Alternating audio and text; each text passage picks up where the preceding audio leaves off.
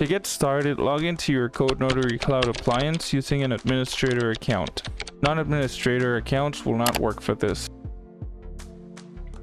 After you've logged in, click on the Ledgers option in the navigation menu.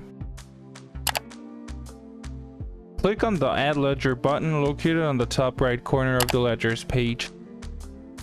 You will be prompted for a ledger name. Make sure to use a meaningful name since you will be using it from now on. Optionally, you can add data labels to your ledger.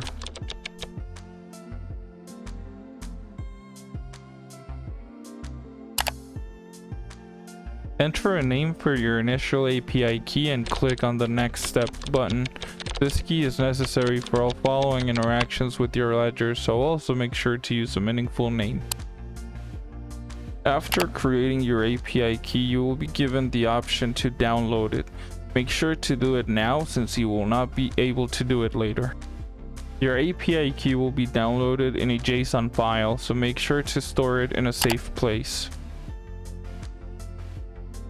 You can now start using your API key to interact with your newly created ledger.